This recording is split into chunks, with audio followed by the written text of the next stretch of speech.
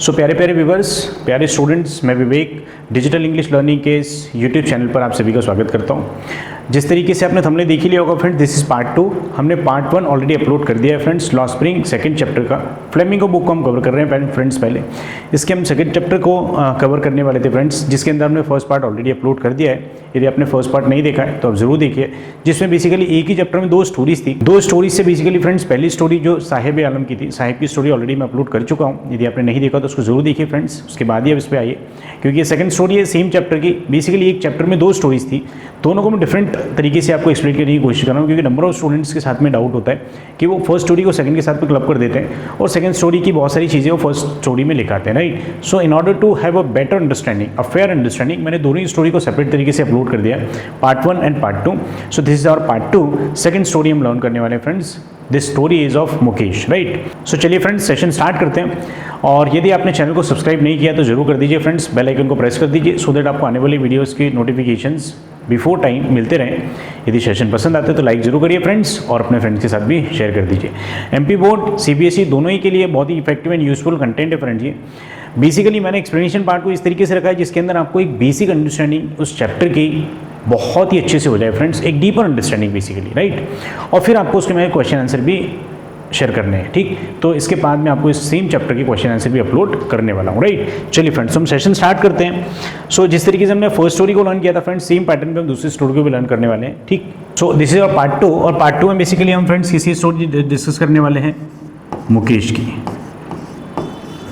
मैं आपको छोटा सा ब्रीफ में बता देता हूँ फ्रेंड्स कि मुकेश कौन है। सो मुकेश बेसिकली फिरोजाबाद की फैमिली में रहने वाला एक लड़का है, जो बेसिकली एम्बिशियस है। वो अपनी लाइफ में कुछ अलग करना चाहता है, जो उसके पेरेंट्स ने किया है, जो उसके फादर ने किया है, उन सब चीज़ों से अलग, कुछ अलग बिजनेस, कुछ अलग आइडिया लेके साथ चलता है फ्रेंड्स। एम्बिशियस लड़का है, कुछ अलग सोचता है, आउट ऑफ द बॉक्स सोचता है। किस तरीके से इसने अपने आप को, ऑथर ने इसको रिप्रेजेंट किया in the story, that will discuss in detail while discussing this story, right। चलिए फ्रेंड्स, हम स्टोरी की तरफ मूव करते हैं। सो सेकंड स्टोरी का टाइटल क्या है friends, I want to drive a car. और यदि आपने पहली स्टोरी देखी होगी तो उस पहली स्टोरी का टाइटल क्या था friends, sometimes I find a rupees in the garbage, right. तो उस तरीके का स्टोरी था। तो basically friends, second story I want to drive a car, इस टाइटल के साथ हम इसको डिस्कस करते हैं। सेकंड स्टोरी में बेसिकली एक मुकेश कैरेक्टर है फ्रेंड्स, जो डायलॉग करता है किसके साथ, ऑथर के साथ। ऑथर और मुकेश के बीच में क्या डायलॉग होता है, किस तरीके से मुकेश ऑथर को अपने घर ले जाता है, उसकी पूरी सिचुएशन बताता है, किस तरीके के उनके बीच में इंटरेक्शन होते हैं, मुकेश की फैमिली से मिलवाता है मुकेश ऑथर को, राइट। वो तमाम चीज़ें हम स्टेप बाय स्टेप तरीके से इसमें through out the chapter detail में डिस्कस करने वाले, राइट। सो बने रहिए फ्रेंड्स चैनल पे और इन्जॉय करिए सेकेंड स्टोरी को। So line by line explanation यदि हम देखें तो क्या हो जाएगा friends, Mukesh insist on being his own master, I will be a motor mechanic, he announces. Basically Mukesh का जो स्टोरी है ना, सो मुकेश बेसिकली क्या चाहता है फ्रेंड्स, वो अपना ओन मास्टर, मतलब अपना खुद का कुछ करना चाहता है। वो किसी के अंडर रह के काम करना नहीं चाहता है, राइट। तो जो एक क्लरिकल अप्रोच होती है ना, माइंडसेट, उस तरीके के माइंडसेट से वो अलग सोचता है, आउट ऑफ द बॉक्स सोचता है, कुछ अपना अलग करना चाहता है, राइट। और वो अपना खुद का मास्टर बना रहना चाहता है।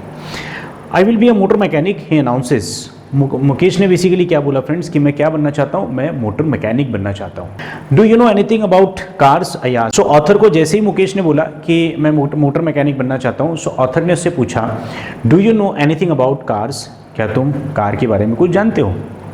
आई will learn to drive a car, he announces looking straight into my eyes. तो यहाँ पर मुकेश बेसिकली ऑथर की आई कांटेक्ट करते हुए बड़े ही कॉन्फिडेंस के साथ क्या बोलता है, आई विल लर्न, मैं सीख लूँगा कार के बारे में।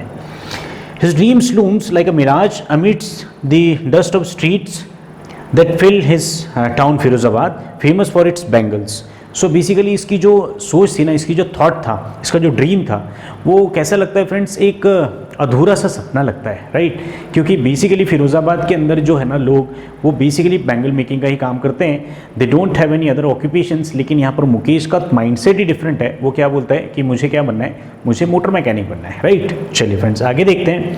और फिरोज़ाबाद में है वो, basically Firozabad is famous for what, bangles. ये एमसीक्यू में क्वेश्चन आता है फ्रेंड्स कि Firozabad is famous for what. So Firozabad is famous for bangles, right. Every other family in Firozabad is engage in making bangles. Firozabad की हर एक फैमिली जो है ना, हर एक फैमिली किस चीज़ में इन्वॉल्व है फ्रेंड्स, बैंगल मेकिंग में इन्वॉल्व। मतलब वहाँ पर सारी फैमिली लगभग बैंगल मेकिंग का काम करते हैं। It is the centre of India's glass blowing industry where families have spent generations working around furnaces, welding glass, making bangles for all the women in the lands in the land it seems. So यहाँ पर जो लोग हैं ना friends, ज़्यादातर लोग किस चीज़ के ऊपर काम करते हैं फ्रेंड्स, बेंगल मेकिंग का काम करते हैं। और जो फिरोज़ाबाद है ये क्या है बेसिकली फ्रेंड्स, ये सेंट्रल है, सेंट्रल मतलब बहुत ही बीच में है इंडिया के। और जो बेसिकली फेमस है किस चीज़ के लिए, ग्लास ब्लोइंग इंडस्ट्री के लिए, जहाँ पर बेसिकली हर एक फैमिली की जनरेशन्स ने, मतलब उनके फोर फादर्स ने भी किस चीज़ में काम करते हुए अपनी लाइफ स्पेंड कर दी, बेंगल मेकिंग में, राइट। और यहाँ के लोग जो जिस तरीके की बेंगल्स बनाते हैं वो लगभग लैंड पे जितने भी विमेन हैं उन तमाम महिलाओं के लिए जनरली वो क्या बनाते हैं फ्रेंड्स, ग्लास की बेंगल्स, राइट। चलिए फ्रेंड्स नेक्स्ट पैराग्राफ की तरफ मूव करते हैं। Mukesh family is among them, Mukesh की फैमिली भी उन्हीं फैमिली में से एक थी। किनकी फैमिली में से फ्रेंड्स, जो बेंगल मेकिंग का काम करते थे, right. None of them know that it is illegal for children like him to work in the glass furnaces with high temperatures in dingy cells without air and light, that the law, if enforced, could get him and all those 20,000 children out of the hot furnaces where they slog their daylight hours, often losing the brightness of their eyes. Basically friends यहाँ के लोगों को ये पता ही नहीं था कि यहाँ पर चाइल्ड लेबर जो है वो बैंड है, राइट। चाइल्ड लेबर के ऊपर, चाइल्ड लेबर बेसिकली क्या है, इलीगल है, यहाँ के लोगों को पता ही नहीं था। और इस तरीके के इतने हाई टेम्परेचर में जो बच्चों भी काम करते थे, यंग मैन भी काम करते थे, बुजुर्ग भी काम करते थे, सभी लोग इतने हाई टेम्परेचर पे काम करते थे फ्रेंड्स। और स्पेशली यहाँ पर उन्होंने हाईलाइट किया किस चीज़ को, 20,000 चिल्ड्रन यहाँ पर बेसिकली हॉट फर्नेसेस, गर्म भट्टियों में। फर्नेस का मतलब क्या होता है फ्रेंड्स, भट्टियाँ जिसके अंदर आग जल रही होती है, बहुत ही हाई टेम्परेचर पे काम कर रहे होते हैं, जिसकी वजह से जनरली बहुत सारे बच्चों की आईसाइट जो है वो कमज़ोर हो जाती है, कुछ की तो ख़त्म ही हो जाती है, क्योंकि इतने हाई टेम्परेचर में अंधेरे में काम कर रहे होते हैं वो, राइट। इस तरीके से उन्होंने यहाँ पर एक्सप्लेन किया फ्रेंड्स, राइट। सो नेक्स्ट देखते हैं friends, Mukesh I beam as he volunteers to take me home which he proudly says is being rebuilt. Basically Mukesh के आंखों में उन्होंने देखा ना, तो मुकेश ऑथर को लगा कि शायद मुकेश मुझे उसके घर ले जाना चाहता है। और उसके अंदर जो ज़ील देखी, जितना अच्छे से उसने उनको इनवाइट किया, बोला कि आप आइए मेरे घर। Mukesh I beam as he volunteers to take me home which he proudly says is being rebuilt. Basically यहाँ पर मुकेश की आंखों में उन्होंने देखा कि मुकेश मुझे घर ले जाना चाहता है, और वॉलंटियरली ये जो ऑथर थी ना, ये उसके साथ में उसके घर की तरफ चली भी जाती है। We walk down stinking lanes choked with garbage, past homes that remain hovels with crumbling walls, wobbly doors, no windows, crowded with families of humans and animals coexisting in a primeval state. Basically देखो friends, यहाँ पर उसके जो मुकेश के घर जा रही है ना ऑथर, सो मुकेश के घर जाते हुए ऑथर ने जो चीज़ों को देखा फ्रेंड्स, वहाँ पर ये सारी चीज़ें यहाँ पर बताने की कोशिश की है। जैसे ही वो जा रहे थे, सो स्टिंकिंग लेन्स मतलब बहुत ही सकरे और बड़े ही बदबूदार रास्ते थे वहाँ पर। चोक्ड विद गार्बेज मतलब वहाँ पर कोई सिस्टम ही नहीं था एक्चुअली। घर के पास वो पहुँचते हैं और वहाँ पर क्या है, हॉवेल्स विद क्रम्बलिंग वॉल्स, और बेसिकली उनका फटा पुराना सा घर टाइप का था, राइट। वहाँ पर वॉबली डोर्स का मतलब क्या हो जाएगा फ्रेंड्स, टीन के टूटे फूटे से दरवाजे, राइट। नो विंडो, जिसके अंदर कोई घर में विंडो भी नहीं है। Crowded with families of humans and animals को एग्जिस्टिंग इन अ प्रिमिनल स्टेट। तो इतने सारे लोग भर भर के रह रहे हैं, इतने सारे एनिमल्स भर भर के रह रहे हैं, और एनिमल्स और लोग एक साथ भर भर के रह रहे हैं, मतलब जानवरों के जैसे लोग वहाँ पर रह रहे हैं। इस तरीके से वो उस स्टेट को, उस प्लेस को वह डिस्क्राइब करती है कौन, author, right. So you can imagine किस तरीके से वो लोग वहाँ पर लाइफ अपनी जीते होंगे, राइट। चलिए फ्रेंड्स नेक्स्ट पैराग्राफ देखते हैं। He stops at the door of one such house, bangs a wobbly iron door with his foot and pushes it open. अब देखो जिस तरीके के मकानों का वो एक्चुअली जो प्रेजेंटेशन दे रही थी ना, रिप्रेजेंटेशन, जिस तरीके के मकानों का देखो फ्रेंड्स वो जो ऑथर बता रही थी, है ना, वो उसी तरीके के किसी एक मकान में यहाँ पर जो है वो मुकेश रुकता है। Banks a wobbly iron door with his feet, तो बेसिकली जो टीन का फटा पुराना से जो दरवाज़ा था ना, उसको खुलता नहीं है बेसिकली, तो उसको पैर से पुश करके खुलता है, एंड पुशेस इट ओपन, और उसको दरवाजे को धक्का देके खुलता है, ठीक। We enter a half built shack in one part of it, we enter a half built shack, basically वो आधा अधूरा सा बना मकान था जिसके अंदर वो झोपड़पट्टी टाइप का, जिसके अंदर वो एंटर होते हैं, right. In one part of it thatched with dead grass is a firewood stove over which sits a large vessel of sizzling Spanish leaves. अब बेसिकली देखो जो घर जैसी खुला उन्होंने तो एक पार्ट में उन्होंने क्या देखा, thatched with dead grass. तो बेसिकली वो झुग्गी झोपड़ी टाइप का घर बना हुआ था और वहाँ पर किस चीज़ से बना था वो, डेड ग्रास मतलब सूखे घास से बना हुआ था. और यहाँ पर क्या था, एक फायरवुड स्टोव भी रखा हुआ था जिसके ऊपर एक बड़ा सा वेसल रखा हुआ था, ठीक, एक बड़ा सा भगोना जैसा कुछ रखा हुआ था. सिजलिंग स्पेनिश लीव्स, और उसके ऊपर क्या उबल रही थी फ्रेंड्स, उस स्टोव के ऊपर, उस चूल्हे के ऊपर क्या बेसिकली उबल रही थी, स्पेनिश मतलब पालक की पत्तियां उबल रही थी. On the ground in large aluminium platters are more chopped vegetables, और जो चूल्हा था उसके साइड में बेसिकली बड़े प्लेटर मतलब कि एल्यूमिनियम का बहुत बड़ा सा बर्तन जिसके अंदर बहुत सारी अदर वेजिटेबल्स भी कटी हुई रखी हुई थी. A frail young woman is cooking the evening meal for the whole family. Though her eyes filled with smoke, she smiles. तो यहाँ पर जो एक फ्रेल्ड यंग वुमन थी, थकी हारी एक जो महिला थी ना, यंग वीमेन, वो बेसिकली क्या कर रही थी, कुकिंग कर रही थी, खाना बना रही थी, इवनिंग मील बना रही थी बेसिकली. किसके लिए, वो पूरी फैमिली के लिए. Through eyes filled with smoke she smile, उसकी आंखों में धुआं भरा हुआ था, smoke, and still she smiles, मतलब स्माइल करके वो वेलकम करती है, राइट. चलिए फ्रेंड्स नेक्स्ट पैराग्राफ देखते हैं. She is the wife of Mukesh Elder brother, और ये जो महिला थी ना, ये महिला कौन थी फ्रेंड्स, बेसिकली ये मुकेश के एल्डर ब्रदर मतलब उसके बड़े भाई की कौन थी, वाइफ थी, ठीक. चलिए, not much older in years, she had begun to command respect as the bahu, the daughter in law of the house, already in charge of 3 men, her husband Mukesh and their father. So basically जो कौन थी, ये basically Mukesh के बड़े भाई की wife थी, जिसको घर में क्या कहा जाता था, बहू, और बहुत ही कम एज में इसको बहू कहा जाता था, मतलब इसकी शादी बहुत जल्दी हो गई थी. बहू का बेसिकली मतलब देखेंगे, bahu is in Hindi, in English it is daughter in law, right. So उनकी कौन थी, डॉटर इन लॉ थी, और घर में बेसिकली 3 पुरुषों का ध्यान रखती थी, वो देखभाल करती थी. कौन 3 पुरुष थे फ्रेंड्स, हर हस्बैंड उसका पति, मुकेश एंड देयर फादर, और मुकेश और उसके बड़े भाई का फादर. इन तीनों का ध्यान कौन रखती थी friends, bahu, the daughter in law. Is the idea clear. When the older man enters she gently withdraws behind the broken wall and brings her veil closer to her face. और जैसे ही कोई बुजुर्ग घर में आता था, उनकी एज से बड़ी एज का कोई पर्सन, मेल पर्सन घर के अंदर आता था, तो वो बेसिकली ब्रोकन वॉल मतलब टूटी फूटी दीवारों के पीछे अपने आप को हाइड करने की कोशिश करती थी, छुपा लेती थी, और उनका जो सिर के ऊपर जो वेल रहता है, बेसिकली पल्लू जैसा रहता है, उसको बेसिकली उससे अपना फेस को वो कवर करने की कोशिश करती थी, right. As custom demands, daughters in law must veil their faces before male elders. और बेसिकली कस्टम था यहाँ पर, उस तरीके का वहाँ ट्रेडिशन था, उस तरीके का कस्टम था, कस्टम डिमांड करता था वहाँ पर, मतलब ऐसा रीति रिवाज था वहाँ पर कि कोई भी मेल मेंबर एज से बड़ा आता है तो उसके सामने उनको फेस को जो है वेल से या पर्दे से कवर करना है. Is the idea clear. In this case the Elder is an improvised bangle maker, और इस केस में वो जो एल्डर मैन है वो कौन है, इम्प्रोवाइज्ड बैंगल मेकर है, ठीक. Despite long years of hard labour, first as a tailor then a bangle maker. So शुरुआत से बहुत हमेशा से उन्होंने हार्डवर्क किया था, ठीक. मुकेश के फादर ने शुरुआत में कौन थे वो, एज ए टेलर उन्होंने काम किया, देन अ बैंगल मेकर, फिर उन्होंने बैंगल मेकिंग का काम किया. He has failed to renovate a house, वो बेसिकली अपनी लाइफ में फेल रहे, मतलब वो अपनी लाइफ में पूरा अपने हाउस को भी रेनोवेट नहीं कर पाए. Sent his 2 sons to school, और बच्चों को स्कूल भी नहीं भेज पाए. All he has manage to do is teach them what he knows, the art of making bangles. Basically वो अपने बच्चों को सिर्फ और सिर्फ एक ही चीज़ सिखा पाए, और वो क्या थी friends, the art of bangle making, bangle कैसे बनाते, सिर्फ यही सिखा पाए फ्रेंड्स. उनको स्कूल भी नहीं भेजा, राइट. उनको उन्होंने एक नया घर भी नहीं बना पाए, राइट. इतना एक पॉवर्टी, इतना जो गरीबी का जो आलम था ना, वो इतना था कि वो स्कूल भी नहीं भेज पा रहे थे अपने बच्चों को, और कुछ और उनको इस तरीके से फैसिलिटीज़ भी प्रोवाइड नहीं कर पा रहे थे, इवन एक घर भी ठीक से रेनोवेट नहीं कर पा रहे थे, राइट. इस लेवल की पॉवर्टी को वो एक्सपीरियंस कर रहे थे, राइट. चलिए नेक्स्ट पैराग्राफ की तरफ चलते हैं फ्रेंड्स.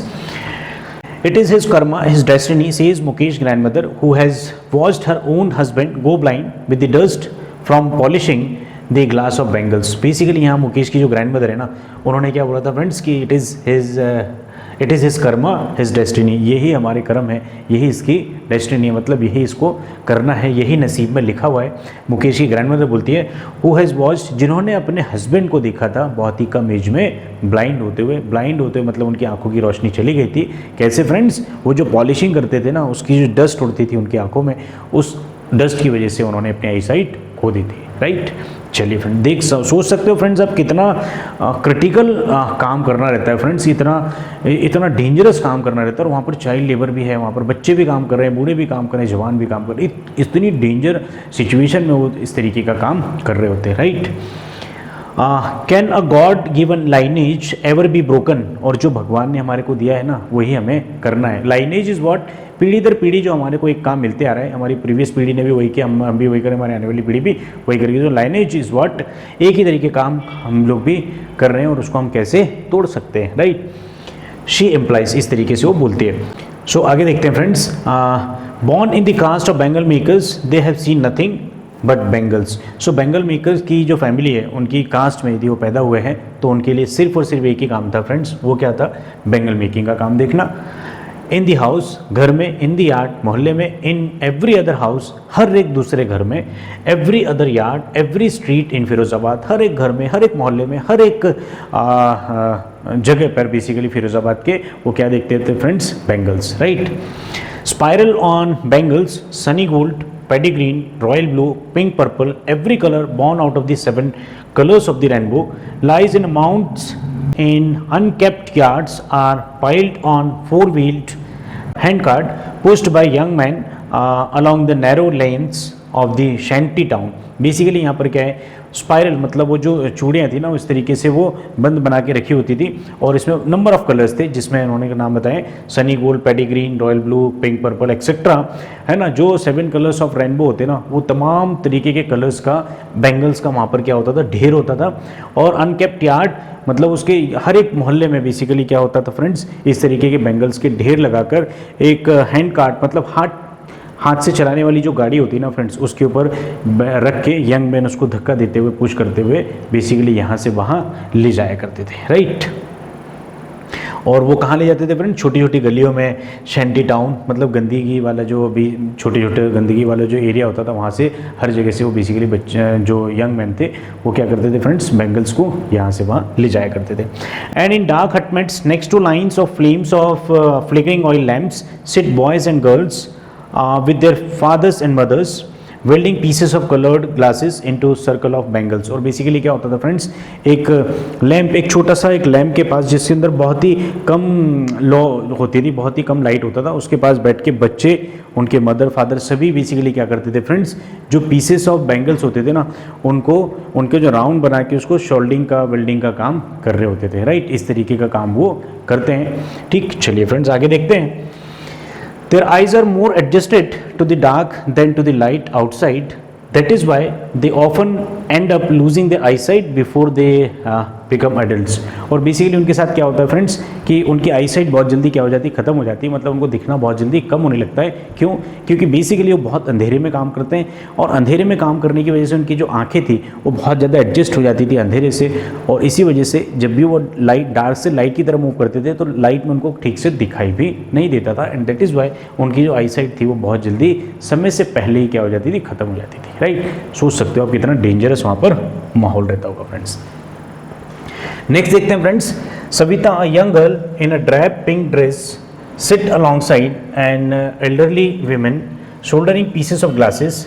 अब क्या है, एक एल्डरली वीमेन मतलब एक बूढ़ी महिला के साइड में कौन बैठी है फ्रेंड्स, सविता नाम की एक लड़की बैठी है। वो बेसिकली कैसे, ड्रैप पिंक ड्रेस, बेसिकली डल कलर के पिंक कलर की वो ड्रेस पहनी हुई है, राइट। और उसके साइड में कौन है फ्रेंड्स, एक एल्डरली वीमेन जो बेसिकली काम क्या कर रही है, शोल्डरिंग पीसेस ऑफ बैंगल्स, जो बैंगल बनाने का काम कर रही है, शोल्डरिंग कर रही है उस पर, right. As her hands move mechanically like the tongs of a machine I wonder if she knows the sanctity of the bangles she helps make. तो वो जो महिला जो काम कर रही है ना, इतना मैकेनिकली काम कर रही है कि उसके हाथ है ना, इतना इन्वॉल्व होकर काम करे कि उसके जो हाथ है ना बेसिकली वो मशीन के जैसे चल रहे हैं, मशीन के जो पुर्जे काम करते हैं ना उस तरीके से वो काम कर रही है। मतलब वो इधर काम कर रही है, उधर देख के बातें भी कर रही है, काम भी कर रही है। जिस तरीके से है ना ड्राइवर्स होते हैं ना, जो ड्राइव भी कर रहे होते हैं और साइड वाले से बात भी कर रहे होते हैं, फ़ोन आता है तो फ़ोन पे बात भी कर रहे होते हैं, राइट। उस तरीके से मैकेनिकली हो गई है वो, और मैकेनिकली उसके हाथ जो है वो मूव कर रहे हैं किस चीज़ में, बैंगल मेकिंग में, right. I wonder if she knows the sanctity of the bangles she help make.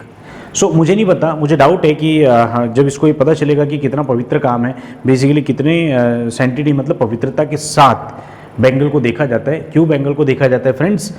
It symbolises an Indian women सुहाग ऑस्पिशियसनेस इन मैरिज। और बेसिकली ये जो बैंगल्स है ना इनको इतना पवित्र माना जाता है फ्रेंड्स, और ये सिम्बोलाइज करता है, मतलब ये बेसिकली सांकेतिक रूप से देखें तो बैंगल यदि कोई लड़की पहनी है that what does it mean, इसका मतलब वो सुहागन है, मतलब उसका husband is still alive, right. उस कॉन्टेक्स्ट में लिखने की कोशिश की है, राइट। चलिए friends, it will dawn on her suddenly one day when her head is draped with a red wheel, her hands dyed red with henna and red bangles rolled onto her wrist।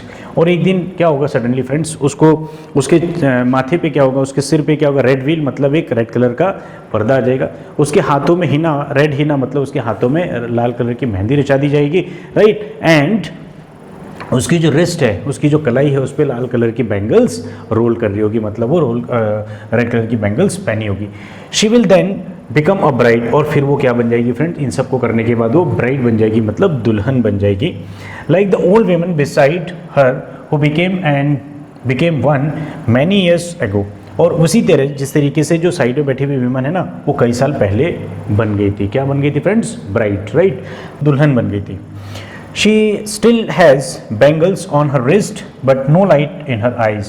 अब जो वो old age वाली जो elderly women है ना friends, उसके हाथों में, उसके रिस्ट में बैंगल्स तो है but no light in her eyes, मतलब उसकी आंखों में कोई लाइट नहीं है, वो चमक नहीं है, राइट। समझ सकते हो फ्रेंड्स आप कितनी गरीबी में वो अपनी लाइफ को एडजस्ट करके सर्वाइव कर पा रहे हैं, राइट। चलिए फ्रेंड्स, एक वक्त शेर भर खाना भी नहीं खाया, मतलब she says in a voice dreamed of Joy she has not enjoyed even one full meal in her entire lifetime, that is what she has reaped।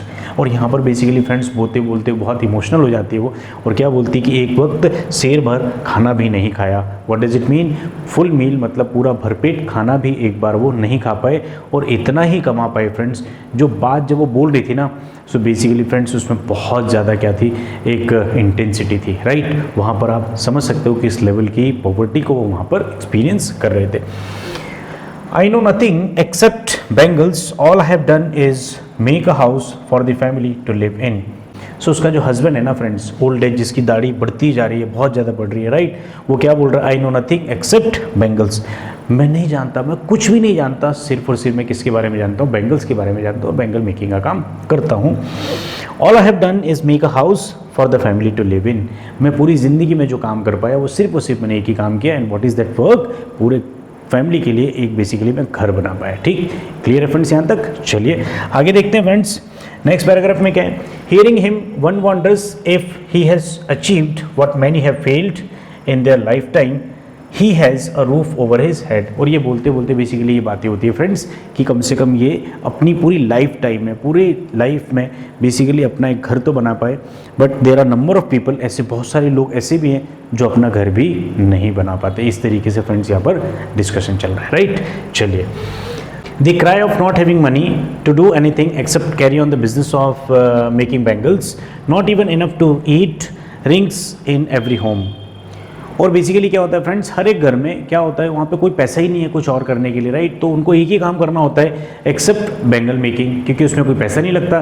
Bangles लाते हैं, शोल्डरिंग वेल्डरिंग करते हैं और उसको दे देते हैं, राइट। फर्नेस में जाके काम करते हैं, भट्टियों में जाके काम करते हैं। इस तरीके के बेसिकली वहाँ पर बैंगल मेकिंग के काम होते हैं, जिसके अंदर उनको बजट की जरूरत होती ही नहीं है। सो मनी नहीं होने की वजह से वो कुछ और आइडिया सोच ही नहीं पाते, और उनके पास एक ही काम बचता है, and what is that? To make bangles. और वो क्या होता है friends, not even enough to eat, इतना पैसा ही नहीं होता कि वो खाना खा पाए। तो बेसिकली कुछ और आइडिया कैसे सोचेंगे friends? In order to survive first we need to have at least full meal, at least हमारे को डेली खाना तो मिले फ्रेंड्स, तभी तो हम कुछ और सोच पाएंगे। उनके पास तो खाना भी नहीं होता था। How they can imagine anything else except bangle making? Bangle making के अलावा कुछ वो सोच ही नहीं पाते थे।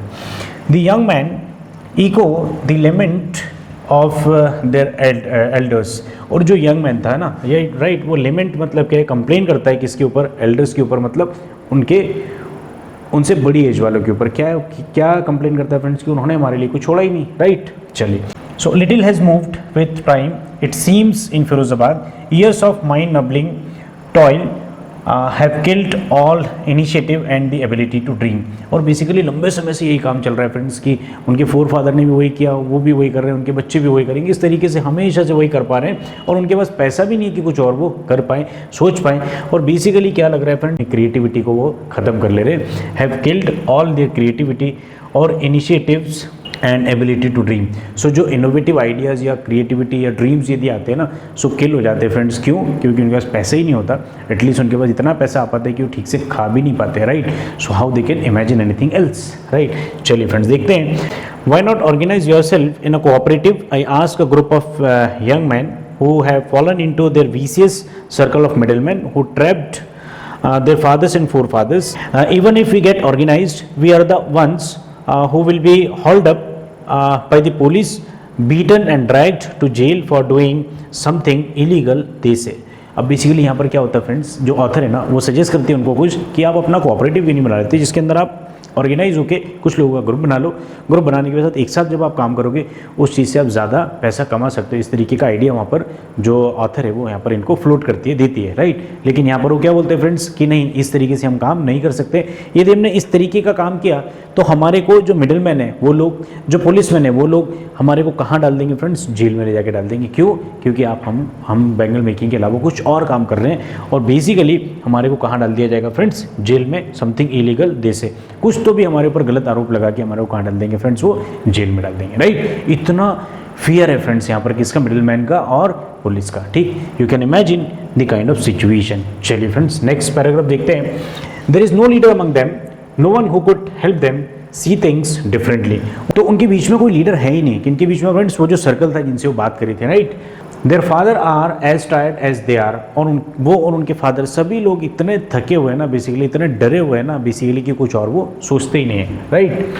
They talk endlessly in a spiral and moves from poverty to apathy to greed and to greed and to injustice। और बेसिकली वो एक के बाद एक सारी चीज़ों के ऊपर बात करते रहे। किन किन चीज़ों पर फ्रेंड्स, स्पाइरल मतलब लगातार बात करते रहे। किस चीज़ के ऊपर फ्रेंड्स, पोवर्टी, गरीबी पे बात करी उन्होंने।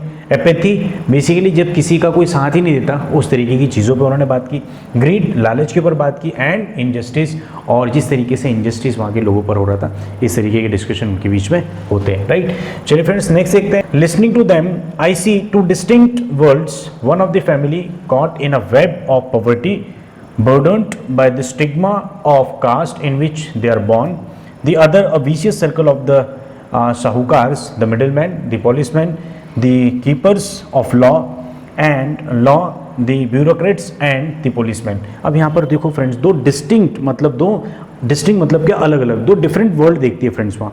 एक वर्ल्ड वो जो ऑथर है वो क्या देखती है फ्रेंड्स, एक पॉवर्टी का, एक गरीबों का, जिसके अंदर जो फिरोजाबाद के लोग हैं वो गरीब हैं, वो जिस तरीके की लाइफ जी रहे, एक वर्ल्ड वो देखती है। दूसरा वर्ल्ड वो देखती है फ्रेंड्स क्या, साहूकार का, मिडिल मैन का, ब्यूरोक्रेट्स का, पॉलिसी मेकर्स का, पुलिसमैन का। ये सभी लोग इनके ऊपर क्या कर रहे हैं फ्रेंड्स, अत्याचार कर रहे हैं। और बेसिकली ये अपनी एक रिच लाइफ को एंजॉय कर रहे हैं। इस तरीके से दो डिफरेंट वर्ल्ड बेसिकली यहाँ पर जो ऑथर है वो एक्सपीरियंस करती है, देखती है, ठीक। चलिए friends, together they have imposed the baggage on the child that he can not put down before he is aware, he accepts it as naturally as his father. अब यहाँ पर क्या होता है फ्रेंड्स, इतने सब होने के बावजूद वो जो बच्चे हैं ना, उन बच्चों के ऊपर इस तरीके के काम वो लाते जाते हैं, इस तरीके के काम वो बर्डन देते जाते हैं। और उस बर्डन में रहते रहते बच्चा भी यूज्ड टू हो जाता है कि जिस तरीके से उसके फादर ने काम किया उसी तरीके से इसको भी काम करना है, और वो कुछ और सोचता ही नहीं है, उसी काम में वो भी लग जाता है, इस तरीके से, right. To do anything else would mean to dare, and daring is not part of his growing up. वहाँ पर बैंगल मेकिंग के अलावा कुछ करना मतलब डेयरिंग करना, बड़ा साहस का काम होता था।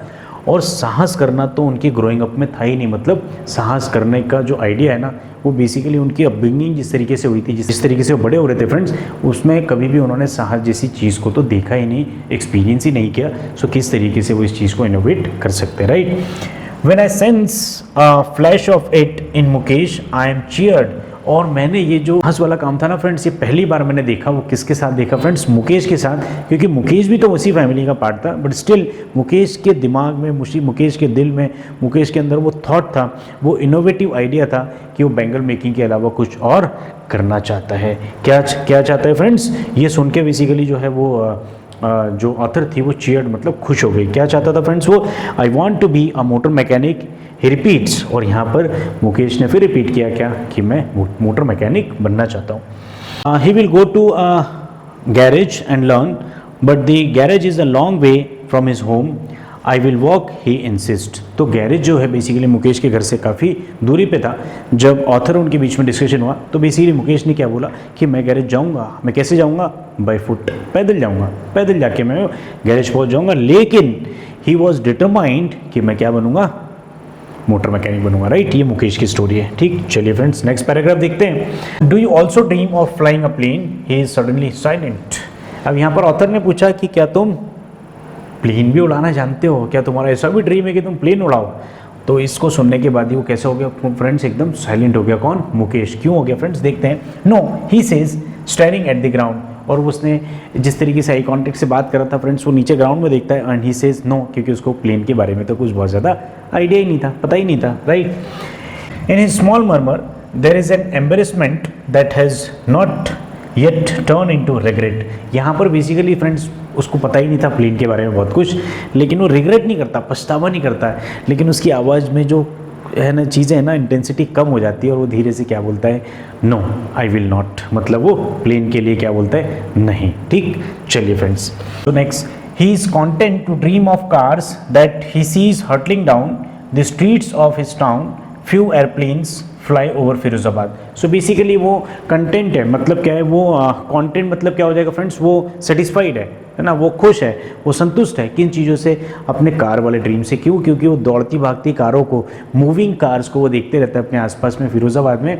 और बहुत ही कम ऐसी यदा कदा की चीज़ें होती है जब प्लेन जो है वो फिरोज़ाबाद के ऊपर से कभी कभार उड़ते, तो प्लेन्स के बारे में तो उसको बहुत ज़्यादा आइडिया होता नहीं। सो हिज कंटेंट मतलब सेटिस्फाइड है, संतुष्ट है किस चीज़ से फ्रेंड्स? अपने ड्रीम को पूरा करने के लिए। And that dream is to become a motor mechanic. Right, इस तरीके से friends I want to drive a car जो स्टोरी है वो स्टोरी यहाँ पर कंप्लीट होती है। आई होप आपको स्टोरी समझ में आई होगी फ्रेंड्स, मुकेश की स्टोरी भी समझ में आई होगी और हमने जो साहिब वाला स्टोरी पहले फर्स्ट पार्ट में किया था वो भी समझ में आया होगा। नेक्स्ट हम इसके क्वेश्चन आंसर करने वाले फ्रेंड्स, और यदि आपने यूट्यूब चैनल को सब्सक्राइब नहीं किया तो जरूर सब्सक्राइब करिए फ्रेंड्स, और बेल आइकन को प्रेस कर दीजिए सो दैट आपको आने वाले वीडियो लेक्चर्स की नोटिफिकेशंस टाइम टू टाइम मिलते रहें। यदि आपको लेक्चर पसंद आया तो जरूर लाइक करिए friends. Thank you so much, see you all very soon in the next video. तब तक के लिए tata bye bye, thank you.